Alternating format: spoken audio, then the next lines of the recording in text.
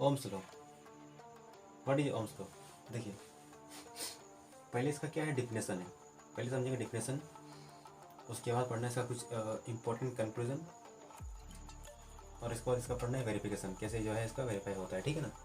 तो सबसे पहले इसका डिफिनेशन हम आते हैं इसका। देखिए डिफिनेशन में क्या है, तो ऐसा बोलेंगे एट कांस्टेंट टेम्परेचर, ये वाला बात तो पहले ही बोलना है, एट कांस्टेंट टेम्परेचर,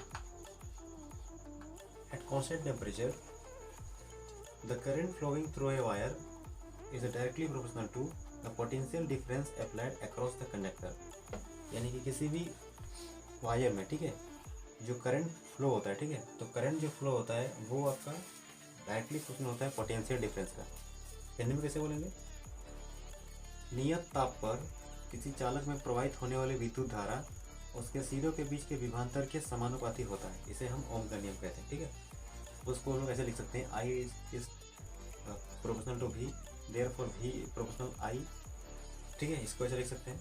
तो वी इक्वल टू यहाँ पर हो जाएगा, इसको हटाने के लिए जब भी कोई कांस्टेंट का जो साइन है उसको हटता है, तो उसको हटाने जो प्रोपोर्शनल का साइन है, ठीक है, इसको हटाते हैं तो उसको हटाने के लिए क्या आता है, एक कांस्टेंट आता है। तो यहाँ पर जो कांस्टेंट आपका आता है वो आपका आर आता है, ठीक है, और इसको बोलते हैं रेजिस्टेंस। वायर लिखिए यहाँ पर, R is a constant and it is called resistance of the wire, ठीक है। ये हो गया V equal to I R, ये आपका निकल गया फार्मूला। अब देखिए फिर से लिखते, देखिए यहाँ पर कुछ इंपॉर्टेंट कंक्लूजन, जैसे कि V equal to I R है, तो यहाँ लिख सकते हैं I equal to V by R. तो इससे क्या समझ में आया, देखिए इससे यहाँ पर दो चीज़ समझ में आता है। पहला चीज़ क्या कि आई जो है वो डायरेक्टली प्रोपोर्शनल होता है आपका पोटेंशियल डिफरेंस का, यानी कि वी का। एंड दूसरा में क्या होता है कि I is inversely proportional to R, यानी कि रेजिस्टेंस। इसका मतलब ये हुआ कि अगर हम पोटेंशियल डिफरेंस को डबल करेंगे तो करंट भी आपका क्या हो जाएगा, डबल हो जाएगा, और अगर पोटेंशियल डिफरेंस को हाफ कर देंगे तो करंट भी आपका हाफ हो जाएगा, ठीक है। इससे आपका ये समझ में आता है। और दूसरा में क्या समझ में आ रहा है कि ये जो करंट है आपका वो रेजिस्टेंस का इन्वर्सली प्रोपोर्शनल होता है। इसका मतलब ये हुआ कि अगर हम रेजिस्टेंस को डबल करेंगे तो करंट आपका क्या हो जाएगा, हाफ हो जाएगा, और रेजिस्टेंस को अगर हाफ करेंगे तो करंट आपका क्या हो जाएगा, डबल हो जाएगा, ठीक है ना। तो ये कुछ आपका इंपॉर्टेंट कंक्लूजन था। उसके बाद आपका है इसका वेरिफिकेशन। देखिए इसको वेरीफाई कैसे करना है, तो वेरीफाई के लिए यहाँ पर क्या लगा हुआ है, देखिए यहाँ पर कुछ आपका वायर है, वायर में ए मीटर है जो आपका सीरीज में कनेक्टेड है, आफ्टर दैट आपका एक वोल्ट मीटर है जो आपका पैरेलल में है, उसके बाद स्विच है, बैटरी है, और एक आपका रियोस्टेट है, ठीक है। देखिए और यहाँ पर एक क्या है, रेजिस्टेंस लगा हुआ है। कैसे बोलेंगे यहाँ पर, ammeter is connected in series and voltmeter is connected in parallel and resistance is connected and potential difference and switch, after that rheostat is also connected, ठीक है। देखिए ये आपका हो गया। उसके बाद देखिए क्या करना है, यहाँ पर क्या करना है कि जो आपका रियोस्टेट है, देखिए रियोस्टेट क्या करता है, यहाँ पर हम अपनी इच्छा अनुसार करंट की मात्रा को हम क्या कर सकते हैं, बढ़ा या घटा सकते हैं, यानी चेंज कर सकते हैं, ठीक है ना। We can change the current by using rheostat, ठीक है। इसको कम बेसी करके इसको हम लोग करंट की मात्रा को हम लोग घटा या बढ़ा सकते हैं, ठीक है। तो देखिए उसके हिसाब से यहाँ पर हम एक डेटा निकालते हैं, इस तरह से एक चार्ट निकालते हैं, ठीक है। और मान लीजिए यहाँ पर चार्ट में कुछ इस तरह से होता है कि यहाँ पर भी लेते हैं और एक आई लेते हैं, ठीक है।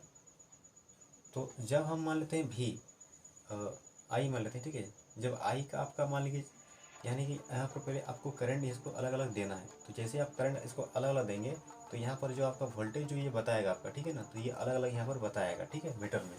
तो मान के चलिए जब आपका करंट यहाँ पर मान के चलिए एक है, अभी कितना है, एक है, तो ये सिर्फ समझने के लिए, मानने के लिए, ठीक है। एक्चुअली वैल्यू ये बिल्कुल ऐसा ही नहीं होगा, ठीक है। यहाँ पर वैल्यू आपका कुछ और भी हो सकता है, यहाँ पर बहुत सारे बात लागू होता है, जैसे कि ये वायर आपका है, रेजिस्टेंस है ना, पोटेंशियल, सबके ऊपर डिपेंड करता है। ये बस एक एग्जांपल है समझने के लिए। जैसे कि मान के चलिए आपका करंट है यहाँ पर 1 एम्पियर, तो पोटेंशियल डिफरेंस आपका कितना हुआ, 1 वोल्ट हुआ, ये मेजर किया ये, ठीक है। आफ्टर दैट जब आपका करंट आपका इसको बढ़ा दिया गया, चेंज किया गया, जब इसको करंट को आपका लिया गया 2 एम्पियर, तो ये बता रहा है जो पोटेंशियल डिफरेंस हुआ वो क्या हो गया, वो भी बढ़ गया और वो भी 2 वोल्टेज हो गया, ठीक है। सेम दैट जब आपका यहाँ पर 3 एम्पियर करंट हो गया, जब इसको चेंज किए, करंट को जब बढ़ा दिए तो आपका क्या हुआ, ये भी बढ़ा। सेम दैट हमने क्या किया, सबको ऐसे ही किया, ठीक है, यहाँ से लेकर के यहाँ तक, और उसके बाद हमने ग्राफ खींचा, ठीक है। तो जब हमने ग्राफ ड्रॉ किया तो ग्राफ से ये समझ में आया, क्या समझ में आया ग्राफ में, ये ग्राफ एक स्ट्रेट लाइन है, ठीक है ना। ग्राफ क्या है, स्ट्रेट लाइन है। तो यही ग्राफ जो एक स्ट्रेट लाइन है, इसी से आपका जो है ओम्स लॉ जो है आपका वेरीफाई होता है ना। क्योंकि यहाँ पर देखिए यहाँ पर एक फॉर्मूला क्या आया था, आर इक्वल टू, यहाँ पर लिख सकते हैं R equal to V by I. मतलब ये हुआ कि वी और आई का जो रेशियो होगा वो क्या होगा, हमेशा बराबर रहेगा। तो यहाँ पर जैसे कि हमने जो रेशियो, जैसे कि मान के चलिए यहाँ पर जो वी और आई का रेशियो हो रहा था, ये हर बार आपका क्या आएगा, एक इक्वल आएगा। हर बार क्या आएगा आपका, इक्वल आएगा, है ना।